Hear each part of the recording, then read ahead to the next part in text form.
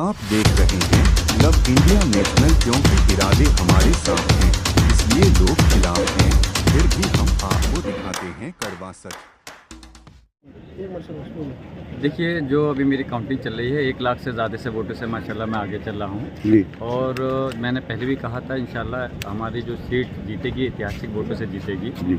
और मेरे दादा मोहतरम ने जो मेहनत कर करके इस पौधे को सींचा था पेड़ की शक्ल में, मैंने बस उनकी विरासत को आगे बढ़ाने के लिए कोशिश की है।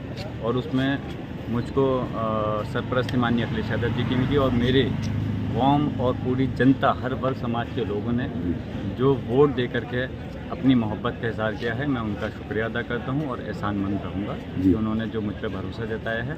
इंशाल्लाह मेरी पूरी कोशिश रहेगी कि दादा मोहतरम बख्श साहब के नक्शे कदम पर चलकर दादाजी का और जनता का एहसान है। लेकिन जब आप नामांकन कराने आए थे तो प्रशासन पर आरोप लगा रहे थे कि मेरे संग गलत हो सकता है, उस पर क्या कहना है आपका? देखिए, मैंने आरोप लगाया था और आरोप कहीं ना कहीं वोटिंग के टाइम पे सही भी साबित हुई। जब वो वोटिंग हुई थी तो आपने नहीं पूरे प्रदेश और देश ने देखा कि किस प्रकार से संभल लोकसभा सीट पर हिंदुस्तान की तारीख में, मुल्क को आज़ाद होने के बाद में पहली बार इस संभल की सरजमी पर वो हुआ जो कभी यहाँ की जनता ने नहीं देखा था। जहाँ चुनाव आयोग वोट परसेंटेज बढ़ाना चाहता था, उस समय पुलिस प्रशासन ने प्रयास करके वोट परसेंटेज को डाउन करने की कोशिश की। खैर, जनता का मैं शुक्रिया अदा करता हूँ अभी सभी सम्मानित जनता का कि उन्होंने लाठी डंडे खाने के बाद भी मुझे ज़्यादा से ज़्यादा वोट दे करके कामयाब करने का जो काम किया है, मैं उनका एहसानमंद हूँ। आज मतगणना के दिन किसको देना चाहेंगे सिरे?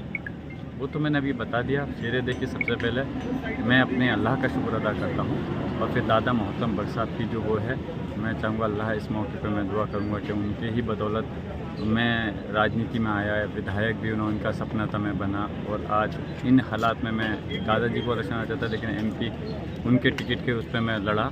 तो यकीनन ये मेरे दादाजी की बदौलत मैं आज इस जगह आगे बढ़ा हूँ। और मेरे नेता जो समाजवादी पार्टी के मुखिया माननीय अखिलेश यादव जी ने सरपरस्ती करके मुझ पर जो भरोसा जताया कि मैं इस सीट को जीत सकूंगा, जो टिकट दिया, मैं तहे दिल से उनका शुक्रिया अदा करता हूँ। जिया को कहते हैं कि विधायक बन के कुछ काम नहीं किया, अगर सांसद बन गए तो क्या करेंगे जनपद संभल की 8 लोकसभा को? एक परिवार में एक मुखिया पूरे परिवार को आप देखेंगे कि पूरी तरह संतुष्ट नहीं कर पाता। विधानसभा का मामला है। अब मैंने कब कहा 100% वोट किसको मिलते हैं? प्रधानमंत्री जी बनारस से लड़े, क्या 100% वोट उनके मिले? उनके भी प्रतिद्वंदी हैं। जब प्रधानमंत्री मुख्यमंत्री के प्रतिद्वंदी हो सकते हैं मुखालिफ, तो मेरे क्यों नहीं मुखालिफ हो सकते? तो यकीनन जो मेरे हमदर्द हैं वो मेरी हमदर्दी की बात करेंगे, जो मेरे मुखालिफ हैं वो मेरी। लोकसभा की 8 जनता को क्या कहेंगे, क्या कार्य करेंगे?